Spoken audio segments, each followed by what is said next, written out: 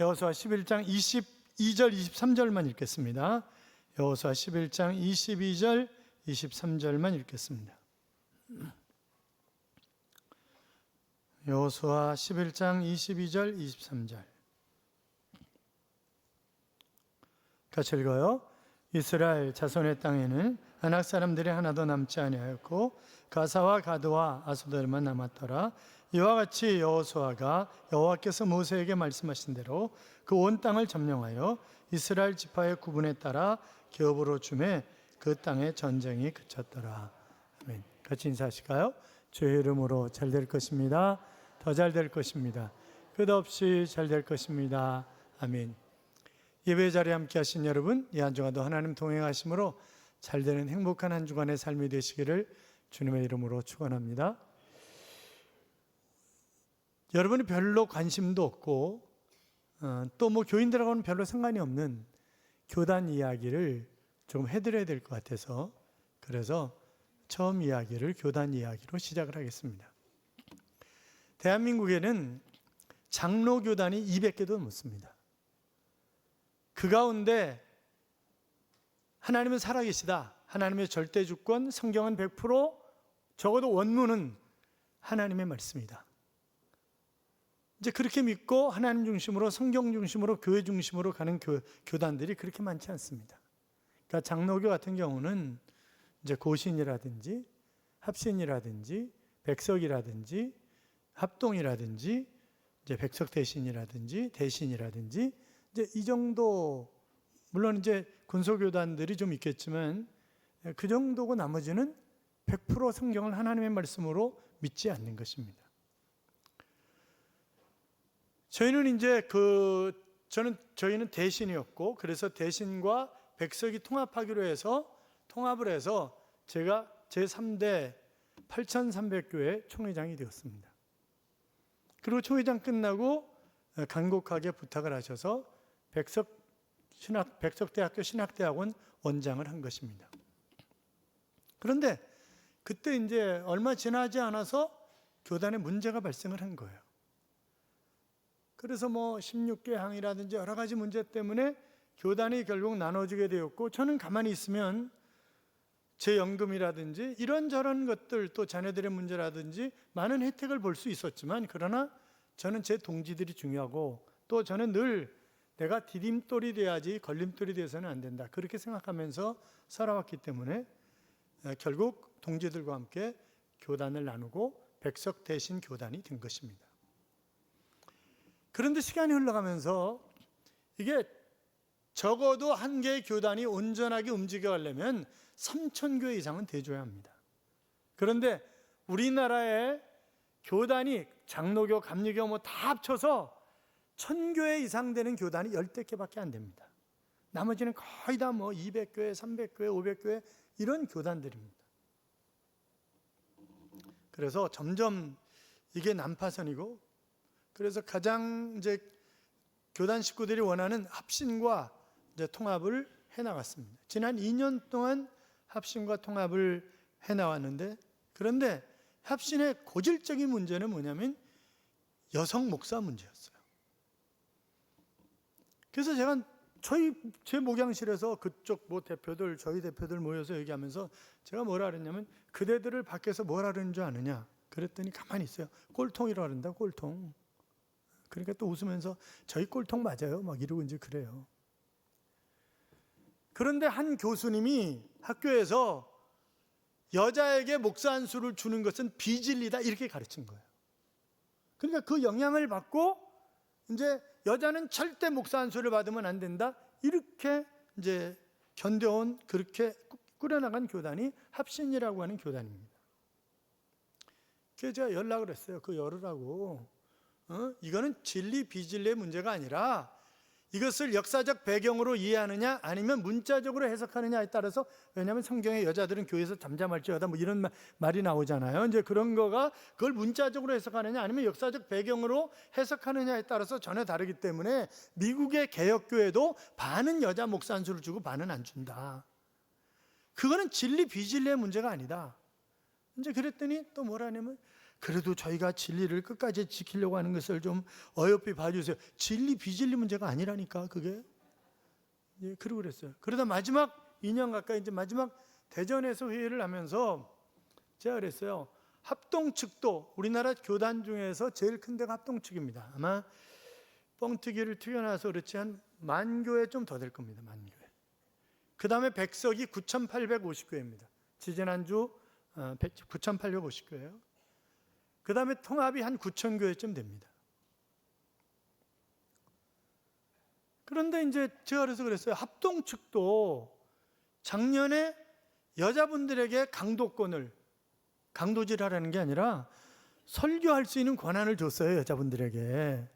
신학을 졸업한 여자분들에게 설교할 수 있는 권한을 줬기 때문에 이번 총회 때 목사 한 수를 준다.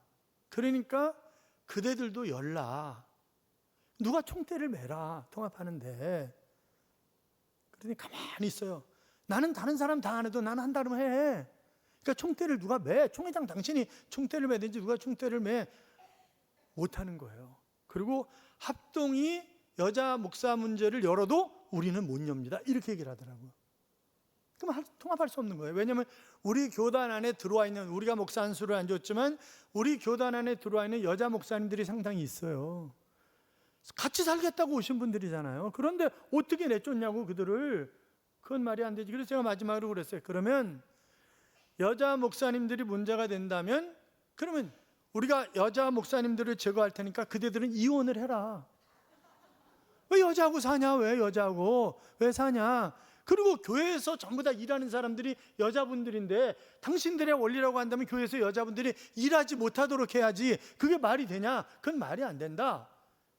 이제 그래가지고 그렇게 얘기하고 결국 이제 헤어진 거예요. 그리고 원주에 있는 정남교회 정은규 목사님이 계세요. 방광암에 걸리셨어요. 남자도 방광암 걸리시더라고요. 그래서 이제 문병을 핑계로 해서 핵심 6사람이 모여서 얘기를 했어요. 그러니까 그럼 우리가 통합하고 통합할 수는 없는 거 아니냐. 통합은 상당히 좋고 재정적으로 굉장히 튼튼하지만 100% 하나님의 말씀으로 일하고 성경은 안 믿어요. 여기에 하나님의 말씀도 있다고 믿는 거지. 그러니까 통합하고 할 수 없는 거잖아요. 감리교하고 할 수 없잖아요. 감리교는 알미니안주예요. 그러니까 장로교는 칼비니즘인데 그 얘기는 하나님의 절대 주권과 더불어서 이제 가장 중요한 것 중에 하나가 우리가 예수 그리스도를 구주와 주님으로 영접하면 구원을 받고 그 구원은 취소될 수 없다고 믿고 있는 거예요. 그런데 감리교는 가봐야 한다, 천국. 그러니까 이게 또 안 맞는 거예요. 그래서 그 전에 학부 때 한 교수님이 감리교 교수님이 오셨는데 그 교수님이 무슨 얘기하다가 이제 뭐 이상한 소리 하다 하니까 교수님 구원 받으셨어요? 이렇게 물어봤어요. 그랬더니 천국은 천국 가봐야. 그러니까 그래가지고 학생들이 데모해가지고 교수님 강의 못하게 그렇게 된 적이 있어요. 그러니까 감리교하고 장로교는 근본적으로 다른 점이 많아요. 우리가 그것을 칼비니즘, 알미니안이즘이다 이렇게 얘기를 합니다만 그렇잖아요. 또 순복음도 교리가 다른 게 많아요. 그러면 남아있는 게 백석이야. 백석밖에 할 수가 없는 거예요. 그래서 백석으로 하는 게 어떠냐는 게 다 좋다고 그랬어요. 그러면 설립자이시고 대표 회장이신 장정일 목사님을 누가 만나러 갈 건가? 그러니까 뭐 유준경 만나셔야 되는 거 아니에요? 그러면서 이 날짜를 맞추는데 저하고 양정경밖에 갈 수가 없는 거예요. 그래서 두 분이서 다녀오세요. 그래서 둘이 갔어요. 그러니까 양정경에 가서 깜짝 놀란 거예요. 왜냐하면 격하게 환영을 해주신 거예요. 그리고 거기 뭐 총회장, 부총회장 다 앉아 있는데 내가 대한신학 출신이기 때문에 지금 안양대학교예요. 지금 안양대학교인데 대한신학 출신이기 때문에 우리 후배들이 자리를 잡고 목회를 할 수 있도록 바람막이가 돼주고 내가 은퇴를 해야 된다. 이제 그런 얘기를 하면서 당대당 통합으로 해야 상처를 덜 입는다. 그러니까 우리가 숫자가 뭐 비교할 수 없이 적지만 당대당 통합으로 하자. 그렇게 얘기를 하셨어요. 그리고 한 목사님이 7월 14일 문제를 얘기를 하셨어요. 왜냐하면 성관위원회에 후보 등록을 하면 그 다음부터 이제 이게 포기하기가 쉽지 않은 거예요. 완장차면 달라지잖아요. 그런데 완장을 벌써 다 나눴더라고 보니까. 그래서 이제 그거는 그러면 통합하기로 했으니까 양쪽 정권위원회가 모여서 그러면 의논하시기로 하시죠. 이러고 헤어졌어요. 그리고 이제 양쪽 정권위원회가 모일 수 있는 날을 해보는데 이게 날이 안 맞는 거예요. 우리는 또 스페인에서 선교대가 있었고 뭐 안 맞고 그래서 결국 22일 날 양쪽이 만나기로 하고, 그리고 총회장께서 뭐 제 카톡에 다 있는 얘기니까 총회장께서 그러면 5분이서 다녀오세요. 이제 그렇게 얘기를 해서 우리는 5사람이 이제 만나기로 한 거예요. 그런데 5월 22일 날 만나기로 했는데 5월 21일 날 정권위원장이 전화를 안 받는 거예요. 계속 카톡도 안 읽고. 나중에 알고 보니까 뭐 총회장을 위시해서 임원들이 우리 통합하지 말자. 그러니까 정권위원장 가지 마라. 그러면 노예 수위를 해야 되고, 그러면 통합 안 해도 된다. 이렇게 이제 몇 년 걸리고 이러니까 뭐 이러면서 이제 그런 얘기를 했다는 얘기가 들려오더라고요. 이거 뭐야, 앞에서 갔다 오라 그러고 뒤에서 이게 뭐 하는 거야 도대체.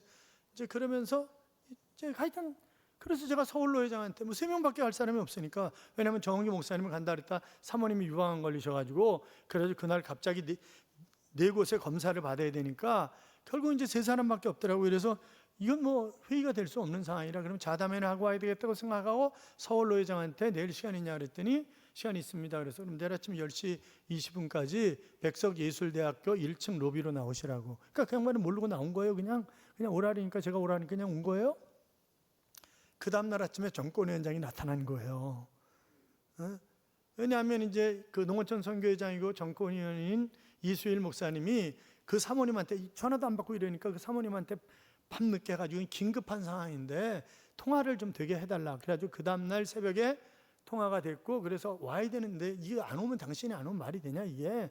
이래가지고 이제 어쩔 수 없이 이 사람은 온 거예요. 그래가지고 이런저런 얘기하다가 어떤 얘기가 나왔냐면 이런 얘기가 나오고, 저 때문에 장재호 목사님 그랬습니다. 저 때문에 총회가 깨졌다고 얘기하는데, 총회 깬 거는 유충국하고 유춘배 아니에요? 이렇게 얘기를 하는 거예요. 뭐 저는 이제 제가 이제 저희 쪽에 이제 거의 뭐 대표니까 이제 제 이름은 항상 이제 들어가는 거고, 그러니까 이제 그러면서 이러는 거예요. 솔직히 얘기해서 16개 항목 때문에 깼다는데 16개 항목 만든 사람이 누굽니까? 당신 유춘배 정권위원장하고 저 우리 증경 김진봉하고 둘이서 만든 거 아닙니까? 그렇게 얘기를 하는 거예요. 그러니까 이게 확 드러난 거잖아요.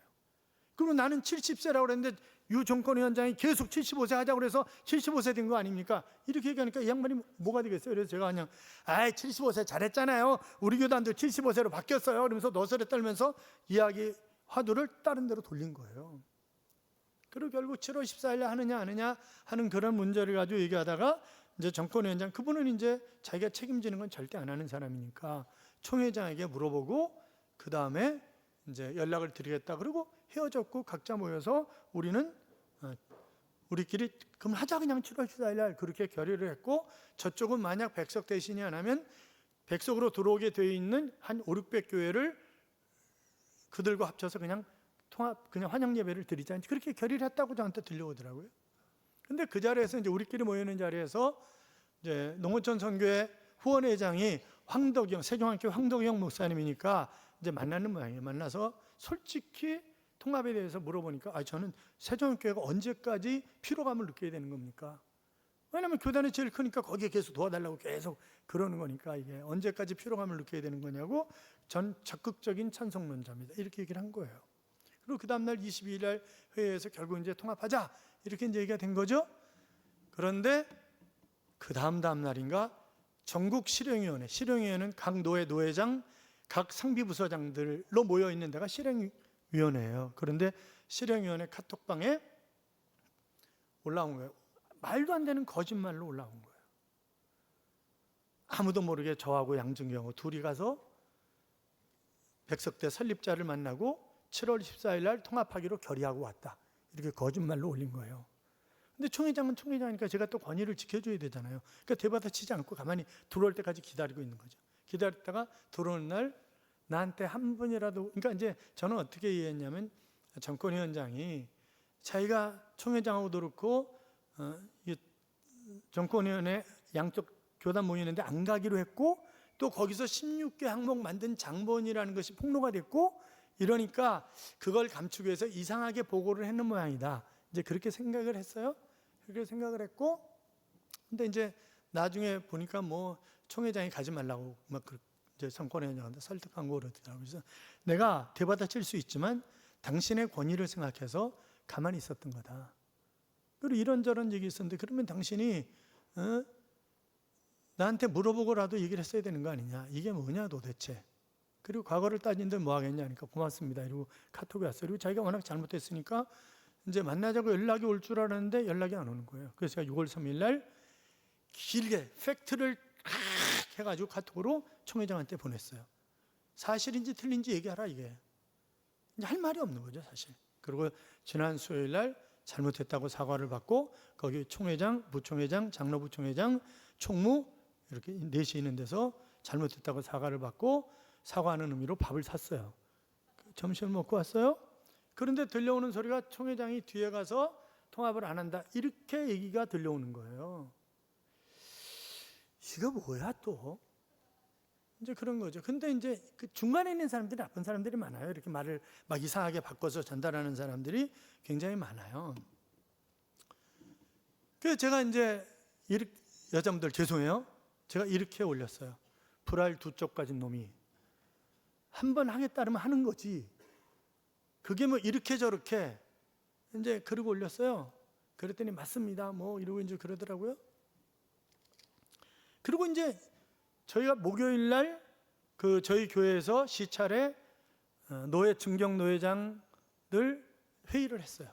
그리고 이제 통합하기로 이제 그렇게 해서 결의를 하고 제가 청년들 데리고 미국 가기 전에 이제 임시 노회를 하기로 하고 이제 그렇게 했어요. 그렇게 했고 그런데 어떤 얘기들을 하냐면 완장차고 즐기기를 좋아하는 분들이 제가 은퇴하기를 기다리고 있다는 거예요. 왜냐하면 유중력만 없어지면 우리 시대는 온다. 그러면 우리는 통합 안 해도 되고 뭐 이래도 된다. 이런다는 거예요. 그래서 제가 카톡에다 올렸죠. 이렇게 지난 주일날 교회에서 장로님들하고 모여서 얘기를 했는데 새로운 담임 목사님이 오시면 그 목사님이 어떤 분인지 정확하게 모르기 때문에 그래서 당분간 그냥 계셔야 된다고 그렇게 얘기를 했어요. 저 임장로님 뒤에 선임 장로님이신 임장로님 저 뒤에 있으니까 이제 그렇게 얘기를 했어요. 그리고 제가 그 얘기를 했어요. 그러면서 나 은퇴 언제 할지 몰라 이렇게 써서 그렇게 보낸 거예요.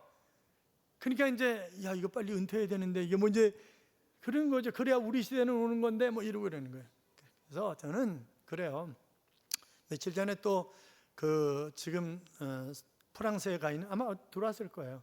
프랑스에 가 있는 우리 교단의 제일 크고 대표 교회인 세종한교회 담임 목사이신 황덕희 목사님이 전화를 하셨더라고요. 그러면서 목사님 어떻게 되셨어요? 그래서 아이 장난치는 놈들이 있네. 그러니까 목사님 빨리 하시고 싶은 대로 빨리 하세요. 그러면 저희도 따라서 합니다.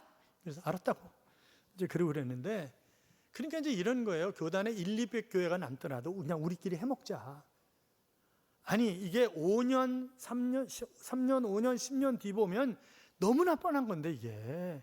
그러니까 우리가 목전의 이익이 아니라 5년, 10년, 20년을 바라봐야 되는 거잖아요. 그게 교회건 교단이건 나라건 다 마찬가지잖아요. 그런데 그 목전의 이익만을 생각하는 사람들 때문에 가슴이 너무 아픕니다.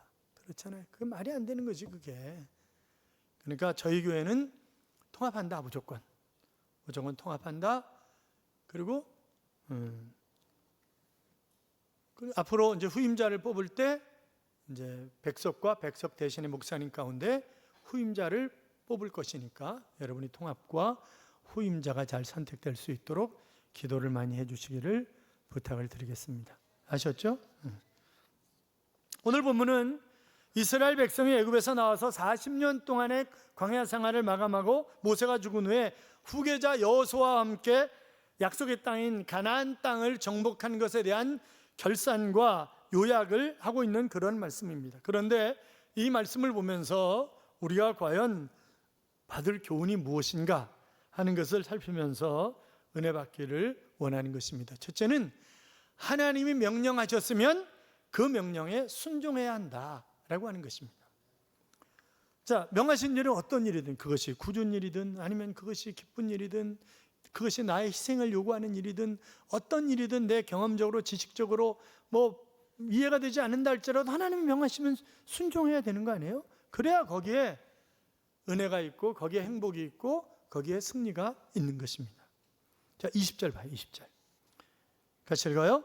그들의 마음이 완악하여 이스라엘을 대적하여 싸우러 온 것은 여호와께서 그리하게 하신 것이라 그들을 진멸하여 바치게 하여 은혜를 입지 못하게 하시고 여호와께서 모세에게 명령하신 대로 그들을 멸하려 하심이었더라. 아멘. 여러분 생각해 보세요. 이스라엘 백성들이 뭐 변변한 무기가 있어요, 잘 훈련된 군사가 있어요, 아니면 뭐 지형적으로 잘 알아요. 아무것도 없잖아요. 아무것도 아니잖아요. 다만 하나님께서 모세에게 명령하셨고 모세가 명령을 받은 것을 지금 여호수아가 계승을 하는 거죠. 그리고 그 명령에 따라서 가나안 땅을 정복해 가면서 여리고 성서부터 생명이 붙어 있는 것은 다 뭐예요? 죽이라, 진멸하라 그랬어요. 진멸하라. 왜냐하면 가나안 땅에 살고 있는 사람들이 성적으로 굉장히 문란했어요. 뿐만이 아니라 심지어는 그들의 신들께 아기를 태워서 드리기도 했어요. 그러니까 뭐 우상 숭배가 말도 아니었고 그들의 혼합주의 뭐 이런 것으로 완전히 타락해 있는 구제불능 상태였기 때문에 그래서 하나님은 다 진멸하라. 왜? 들어가서 영향을 받고 정상적인 신앙생활을 할 수 없기 때문에 그래서 하나님은 처음부터 진멸하라고 명령을 하신 것입니다. 전쟁을 하는 군인들이 가장 중요한 것이 물과 양식이 제대로 보급이 되어야 하는 것이고 중요한 길목을 차단하는 것, 그것이 굉장히 중요한 것인데 그런데 처음 점령한 여리고성은 이 물과 양식이 충분히 제공될 수 있는 그런 장소였어요. 그리고 지난주에 우리가 보았던 하솔이라고 하는 곳이 바로 교통의 요충지였습니다. 지금 두 곳 다 점령했잖아요. 그러니까 이제 뭐 산악지대 할 것 없이 막 점령해 나가는 거예요. 물론 식소속이라든지 좀 남겨두었는데, 자 어떻든 우리가 해야 할 중요한 일 가운데 하나가 뭐냐? 하나님이 명령하셨으면 그 명령에 순종하는 것이다. 그런데 순종하는 것도 그냥 순종하는 것이 아니라 100% 순종해야 된다라고 하는 것입니다. 자 22절 봐요. 22절이 그걸 잘 가르쳐주고 있어요. 22절 같이 읽어요. 이스라엘 자손의 땅에는 아낙 사람들이 하나도 남지 아니하였고 가사와 가드와 아스도드만 남았더라. 아멘. 개혁판을 보면 이렇게 되어 있어요. 가사와 가드와 아스도드만 약간 남았더라 그랬어요. 나머지는 다 죽었는데 요 세 군데는 지금 약간 남아있는 거예요. 그러면 보세요. 기브온 족속도 남아있잖아요. 화친조약 맺고 그래서 죽이지 않았고 하나님이 그 기브온이 위기에 처했을 때 하나님의 이름으로 언약을 맺은 것이기 때문에 군대를 이끌고 나가서 전쟁을 치르고 태양아 너는 기브온에 머무르라 달아 너도 아엘론 골짜기 위에 그리할지어다 그랬을 때 23시간 20분간 태양이 그대로 멈춰져 있었다 하는 그런 얘기를 했었어요. 지난주에. 그렇죠? 왜 약간 남겨두는 거냐고요. 100% 순종해야 되는데. 자, 이 사람들이 출애굽 2세들이에요. 지금 가나안 땅에 들어가서 살아본 사람은 단 한 사람도 없어. 그럼 이제 농사를 지어야 돼. 그럼 농사 짓는 법을 몰라. 그러니까 약간 남겨두는 게 우리한테 훨씬 유익하겠다. 그러니까 약간 남겨놨으니까 그 약간이 구태타 일으킬 수도 없고 그들이 뭐 힘이 있는 게 아니니까 그들을 우리가 종으로 부리고 그러면 우리가 훨씬 더 편안하게 살 수 있지 않겠느냐라고 하는 것이 이스라엘 사람들의 생각인 거예요. 지금 그래서 약간 남겨놓은 거예요. 그런데 여러분 성경에 악은 어떤 모양이라도 버려야 된다 그랬어요. 그러니까 그들이 죄악의 씨앗이 되는 거예요. 그래서 그들이 자라나가지고 끊임없이 이스라엘을 괴롭히는 거예요. 그래서 뭐라 그랬어요? 성경이 옆구리에 가시가 될 것이며. 가시가 편안하게 해줘요? 아니요, 편안하게 해주지 않아요. 너무너무 고생스럽게 하는 거예요. 그럼 가만히 보세요. 여기 제일 먼저 남은 게 어디예요? 가사예요. 가사는 삼손이 들릴라를 만난 곳이 가사예요. 삼손은 그곳에서 많은 여자들을 만나서 잘못된 관계를 맺는 바람에 결국 두 눈이 뽑히고 이스라엘마저 위기에 처하도록 만든 그런 장본인입니다. 가사는 여러분 이스라엘 뉴스를 볼 때 가자지구라고 나오죠. 그 가자지구가 가사예요. 이스라엘 사람들은 아자라고 불러요. 팔레스틴 아랍 사람의 주요 본고지입니다. 삼손이 이곳에서 여자들과 문제를 일으켰는데 사사기 16장 1절에 보면 삼손이 가사에 가서 거기서 한 기생을 보고 그에게로 들어갔더니 그 기생이 누구예요? 들릴라예요. 이스라엘 마지막 사사였어요. 그도 처음은 굉장히 좋았어요. 왜냐하면 부모가 그를 낳자 나시린으로 키운 거예요. 그러니까 나시린은 구별된 자예요. 머리 깎지 않아요? 독주 마시지 않아요. 시체 만지지 않아요. 구별된 사람이에요. 그런데 구별되게 살지 않는 거야. 여러분, 우리가 잘 아는 시편 1편에 보면 복 있는 사람은 악인의 꾀를 쫓지 않으며 오만한 자의 자리에 앉지 아니하고, 그것만 해서는 안 돼요. 그 뒤에 뭐라고? 오직 여호와의 율법을 즐거워하여 그 율법을 주야로 묵상하는 자로다. 그렇게 말씀하고 있잖아요. 그러니까 우리가 하지 않는 것도 중요하지만 해야 할 것을 하는 것도 굉장히 중요한 거예요. 그러니까 우리가 예수 믿고 내가 하지 말아야 될 것 하지 말아야 되고 해야 할 것 열심히 해야 되는데, 그런데 이 삼손이 여자를 보더니 환장을 하는 거야. 그래가지고 14장 1절에도 보면 삼손이 딥나에 내려가서 거기서 블레셋 사람의 딸 중에서 한 여자를 보고, 딥나에 내려가서 블레셋 여자를 만난 거죠. 16장에 가서 가사 얘기가 나오면서 가서 보고 그 얘기가 계속 반복해서 나오는 거예요. 그러니까 삼손이 요셉한테 배웠어야 되는 거지. 위험한 자리는 피하는 거다. 그걸 배웠어야 되는 거잖아요. 그런데 지금 그러니까 언제나 한 번, 이게 굉장히 중요해요. 유혹할 때 한 번. 군대 가면 선임들이 술 마시라 그럽니다. 뭐라 그래요? 딱 한 잔만, 이렇게 얘기합니다. 딱 한 잔만, 이렇게 얘기해요. 군대 가서 옛날에 다 경험한 거, 딱 한 잔만. 한 잔 먹고 이제 그만. 그러면 이 새끼 한 잔 마신 새끼야, 두 잔은 못 마시냐 임마, 이러면서 두들겨 패는 거예요. 그게 요새는 이제 뭐 요새 군대는 그런 게 없어졌겠지만, 그러니까 한 잔이, 남자의 절반 이상이 정기적으로 술을 마신다면, 정기적으로 술 마시는 분 없네 여기는. 그리고 20%는 지난 한 달 사이에 최소한 한 번 폭음으로 말미암아 실수한 적이 있다는 거예요. 그리고 16명 가운데 한 명은 자기를 스스로 술고래자라고 생각하는, 술고래라고. 그 사람들도 다 뭐예요? 딱 한 잔으로 시작한 사람들이에요. 딱 한 잔으로. 그러니까 우리가 지금 이 가사는 결국 성적인 유혹을 의미한다, 그렇게 얘기할 수 있어요. 가사는 성적인 유혹이다. 가드 역시 이 블레셋에 있는, 지중해 해안 지역에 있는 블레셋 도시인데, 여기서 골리앗이 나온 것입니다. 골리앗. 우리가 다윗과 골리앗 얘기는 뭐 우리가 너무나 다 잘 아는 얘기잖아요. 골리앗이 다행히 이제 다윗에게 졌잖아요. 그런데 블레셋 세력이 그 외에 남아서도 끊임없이 이스라엘을 괴롭히는 거예요. 본래 여러 섬에 살던 해양 민족이었는데 주전 14세기경에 자신들의 정치적 격변기 때 생존을 위해서 이집트로 일부는 가고, 일부는 시리아로 가고, 일부는 이스라엘의 지중해 해안으로 들어온 사람들이 바로 이들입니다. 이 블레셋이라고요. 가사, 갓, 아스돗, 아스글론, 에글론, 이것을 바로 블레셋의 펜타곤이라고 얘기합니다. 블레셋의 5대 도시예요. 그러니까 이들이 성경에 처음 나타난 것이 사사시대고 마지막 다윗 시대까지 나오지만 히스기야 때까지 괴롭히는 것입니다. 이들은. 그러니까 골리앗의 본질적인 문제가 뭐냐? 그건 힘이에요. 힘. 그러니까 사람은 누구나 힘을 추구하면서 살아가잖아요. 가장 대표적인 힘이 권력의 힘이죠. 히틀러나 김정은 같이 권력을 잡고 그 힘으로 백성들을 누리면 힘 있는 자라고 생각을 합니다. 재미있는 사실은 사람들은 힘이 있는 자를 아주 싫어합니다. 그렇잖아요. 독재자다 막 이러면서 싫어해요. 그런데 나는 힘을 갖기를 원합니다. 그렇잖아요. 나는 힘을 갖기를 원하는 거예요. 남의 힘은 좋아하지 않으면서 자기 힘은 갖기를 원한다고요. 성공했다고 하는 말은 힘을 가졌다고 하는 그런 이야기잖아요. 왜 싸웁니까?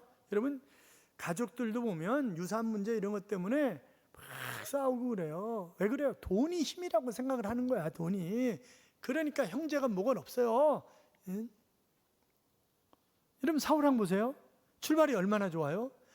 내가 무슨 왕될 짝이 있냐고, 그러면 자격이 있냐고 그러면서 진보딸이 뒤에 숨었던 친구잖아요. 그런데 왕으로 기름 부으니까 그 다음부터 완장차고 딴 사람이 되는 거예요. 전혀 다른 사람이 되는 것입니다. 왜냐하면 사무엘 선지자는 영적인 아버지예요. 나하고 동급이라는 거예요. 이제 나하고 동급이고, 내가 얼마든지 사무엘의 행동에 대해서 비판하고 이럴 수 있다고 생각하고, 사무엘이 하는 건 나도 할 수 있다. 그러니까 자기가 대신해서 제사를 드리잖아요. 그렇게 생각을 하는 거예요. 이 완장차니까 딴 인간이 되는 거예요, 완전히. 그런데 힘을 추구하는 사람의 또 다른 특징 중에 하나가 뭐예요? 남이 힘을 갖는 꼴을 못 본다는 거지. 남의 힘을 갖는 꼴을 못 봐요. 사울을 보세요. 8번이나 소년 다윗에게 창을 던졌고 좁은 엔게디 계곡에서 다윗을 체포해서 잡으려고 3,000명의 군사를 이끌고 갑니다. 그러니까 이게 얼마나 웃기는 얘기예요. 결국 20여 년 동안 다윗 쫓아다니다가 블레셋에게 결국 아들과 함께 죽는 거 아니겠어요? 그러니까 우리가 우리 안에 있는 골리앗을 경계해야 된다. 그 골리앗은 힘을 의미하는 것이다. 힘. 자, 이제 남은 게 아스돗이에요. 아스돗도 가사 가드와 함께 제중에 위치한 블레셋 도시인데 중요한 사건이 이곳에서 블레셋에게 법궤를 빼앗긴 것입니다. 법궤를 빼앗겼어요. 사무엘상 5장 1절 이하에 보면 블레셋 사람들이 하나님의 교회를 빼앗아 가지고 에벤에셀에서부터 아스돗에 이르느니라. 블레셋 사람들이 하나님의 교회를 가지고 다곤의 신전에 들어가서 그렇게 되어 있는데, 제가 말씀드렸죠. 고대 전쟁은 신들의 전쟁이다. 그래서 뭘 뺐잖아요. 이스라엘의 상징은, 하나님 임재의 상징은 법궤예요. 그러니까 그 뺏어다가 아스돗의 다곤 신전에. 다곤은 물고기라고 하는 뜻이에요. 그러니까 이 사람들이 해양 민족이기 때문에 물고기 신을 섬기는 거예요. 그 신전에다 딱 법궤를 갖다 놓고 우리 신이 위대하다 이제 이러는 거죠. 우리가 이겼다, 우리 신이 위대하다, 그런 거예요. 그 다음날 아침에 가보니까 모가지가 다 잘라져 있네, 다곤 신이. 그러니까 우리보다 더 센 신인가 봐, 저거 빨리 내쫓아야 돼, 이래가지고 보내는 얘기가 나오는 거잖아요. 그러다가 법궤를 마차에 실어가지고 가다가 떨어지려니까 웃사가 이러고 만졌다가 그냥 그 자리에서 죽잖아요. 그런저런 얘기들이 성경에 나오는 것을 볼 수가 있는데, 결국 이 아스돗은 뭐냐? 우상 숭배에 관한 그런 이야기를 지금 하고 있는 것이다. 그렇게 볼 수 있습니다. 자, 우리 안에 숨어있는 유혹 가운데 하나가 우상 숭배 유혹입니다. 그래서 칼빈이 이런 얘기를 했어요. 인간은 본래 우상 제조기다, 그런 얘기를 했습니다. 인간은 본래 우상 제조기다, 이제 그런 얘기를 했는데, 그러니까 우상이 뭐예요? 하나님 아닌 것을 하나님처럼 섬기는 거예요. 그러니까 짝퉁 하나님이지, 짝퉁 하나님. 주식을 하나님보다 더 사랑해. 그럼 주식이 뭐예요? 우상이야, 그게. 내가 공 치는 걸 하나님보다 더 사랑해. 그러면 공 치는 게 하나님이야, 우상이야, 그게 우상. 내가 인터넷을, 그럼 그 인터넷이 우상이지. 자녀를 하나님보다 더 사랑해. 그럼 자녀가 우상이지, 그거는. 그렇잖아요. 그러니까 이 우상 숭배에서 벗어나야 된다. 이제 그런 얘기를 지금 이 세 도시를 통해서 이야기를 하는 거예요. 가사가 뭐라고요? 성적 유혹이다. 가드가 뭐라고요? 힘의 유혹이다. 아스돗이 뭐라고요? 우상 숭배다. 우상 숭배 유혹이다. 누구나 다 있어요, 그게. 누구나, 그런 마음은 누구나 다. 적으냐 많으냐, 실천하느냐, 실행에 옮기느냐 안 옮기냐, 그 차이지. 다 누구나 있어요. 여러분, 그것을 내가 꺾고 이기는 게 뭐예요? 영적 훈련이에요, 그게. 그 영적 훈련이잖아요. 사랑하는 성도 여러분, 이재명 집사님이 지은 암 너 잘못 걸렸어 라고 하는 책이 있어요. 대통령 이재명 얘기하는 거 아니에요? 이 이재명 집사님은 지존파에게 복음을 전해서 그 예수 믿게 한 아주 유명한 그런 집사님이세요. 그런데 이분이 사업도 실패하고 여러 가지 힘든 일도 있었지만 그러나 용기를 내서 정말 예수 열심히 믿고 사는 거예요. 그런데 2002년 4월에 폐암 3기 선언을 받은 거예요. 의사가 수술 불가, 이렇게 판결을 내린 거죠.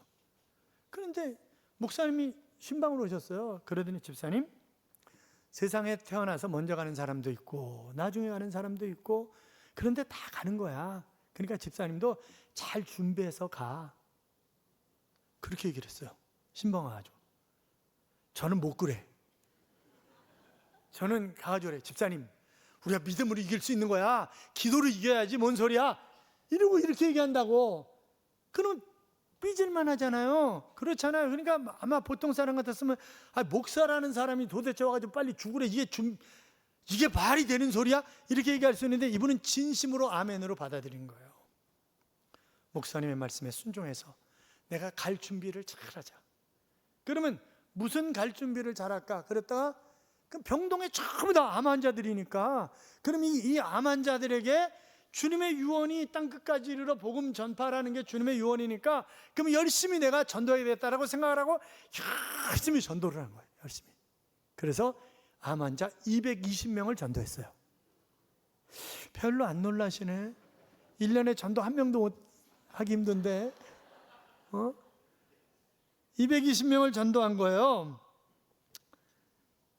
그런데 죽는다는 날짜가 지났는데도 안 죽어. 계속 살아있어.